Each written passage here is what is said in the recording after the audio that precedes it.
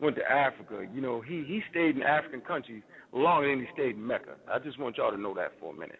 And they gave him a African name, and it literally meant the prodigal son returned. And I'll give you that African name later while we out here bullshit. Let me finish. So Mother Africa had a great effect on Brother Malcolm's thinking. It is important to remember that the basic strategies learned by Malcolm were not gained from religious movements. They were gained from political struggles. As a result of Malcolm's first trip to Mother Africa after his break with the Nation of Islam, his strategies, his tactics, and philosophical thinking had broadened. Malcolm's commitment to the liberation of African people remained the same. It continued to be a total commitment. Malcolm came back a wiser man. He did not come back the changed man that the white propagandists would have us believe. So if you believe in that, you're believing propaganda. Okay, let me finish. To quote his wife. Now, we won't quote his wife. All right? While y'all knuckleheads running your mouth, let's see what Malcolm's wife had to say about that. And she was an upright woman. This is what she said. To quote his wife, Sister Betty Shabazz, white people had the gall to insist that he changed before white people themselves changed their treatment of black people. You know goddamn well Malcolm X wouldn't have changed his thoughts towards white people until they themselves changed. So let's stop playing. And that's nonsense, and I'm tired of people saying that. And that's a quote from his wife. So back up and get your information right. Good boy, Brother Ankh. Good point. Brother Ankh, we also have another caller that would like to come through. And, of course, the area code is 214. Area code 214, you're on with More Than Words Radio. Peace to you. Brother Ish, how you doing? This is Yahdah. Peace, Yahdah. How you doing, family? Oh, I'm good. Now, first things first, because I was the one that mentioned that information in the room. I'll deal with Dr. Ben. Brother Ankh, if you continue to read the rest of it and not what I just said, there's a brother in the chat room that was stating that anyone that eats pork would not be in his circle. So that's why I mentioned that Dr. Ben ate pork. So you telling me that Dr. Ben wouldn't be in your circle? That's why I said that he ate pork.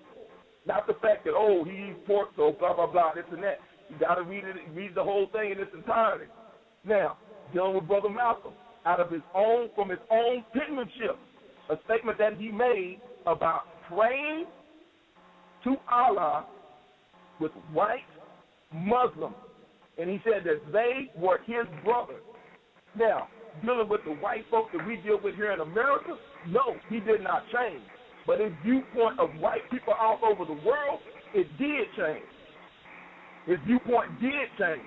And when they came and asked him, nobody was holding a gun in his head. When he got back to the United States and they interviewed him about the statement that he made about praying with white Muslims, he said, yes, they are my brothers. If that's not embracing white people, then I don't know what is. I know we don't want to hear that. But he did. I never saw anything of that nature. Because Secretary Julian X always said that is not true.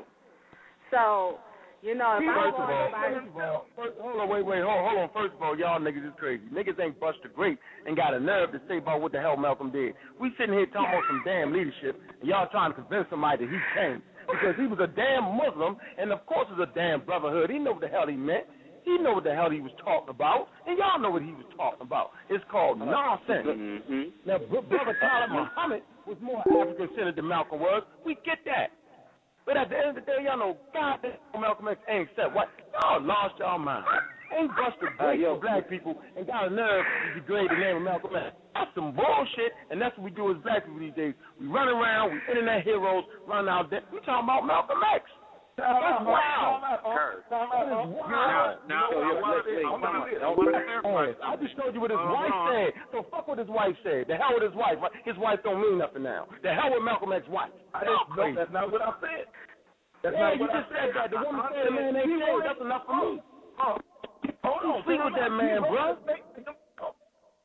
Islam is a brotherhood. What's wrong with you? I want to verify something now. Hold on, Okay.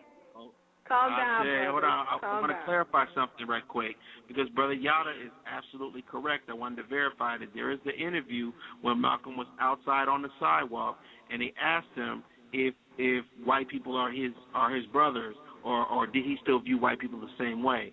What Malcolm quoted was that he believes that if white people accept Islam, then that will be a standard in which he will be able to view them as brothers. So the precondition for him to see them as brothers, he said on film that if they accept Islam, he can view them that way. I just want to verify. I want to add. He didn't talk about that precondition. Listen. That's why we don't practice Islam, because it's crazy. Because it's crazy. That's why we're not practicing Islam, because that's a crazy-ass statement. To even think that if you become a Muslim, you're going to change your spot. That's why I said Khalid Muhammad was more African-centered than Malcolm. Of course we and it's crazy how we play that semantics. We get that. But let's be honest. How much time did he spend in Muslim countries as opposed to African countries? Nobody talks about that. Nobody talks about. He spent a couple days in Mecca. He spent more time amongst his brethren in Africa. But none of y'all niggas want to talk about that. At no time you want to talk about that. What you have to understand is that Malcolm, in that instance, he was playing the public relations game. And I mean, his options were very, very limited. Malcolm knew that there were white Muslims. Let me be perfectly frank with you. The Honorable Elijah Muhammad had guests that would come to his home from Russia that were Muslims, stone white.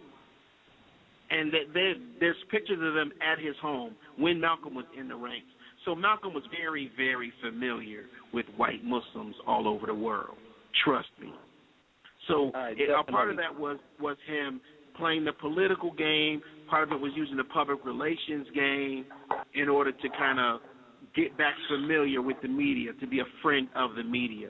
He knew that there were white Muslims. The Honorable Elijah Muhammad knew that there were white Muslims, and they knew the precondition of seeing them as brothers was to accept that if they accept Islam, then you view them as a brother of the faith, but not a brother by nature.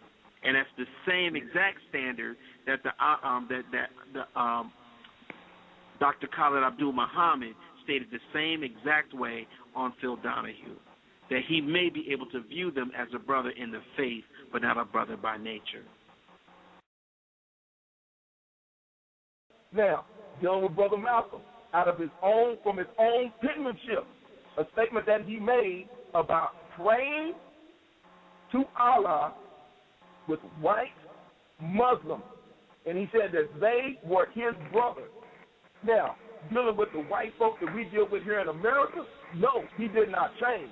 But his viewpoint of white people all over the world, it did change. His viewpoint did change. And when they came and asked him, nobody was holding a gun to his head. When he got back to the United States and they interviewed him about the statement that he made about praying with white Muslims, he said, yes, they are my brothers. If that's not embracing white people, then I don't know what is.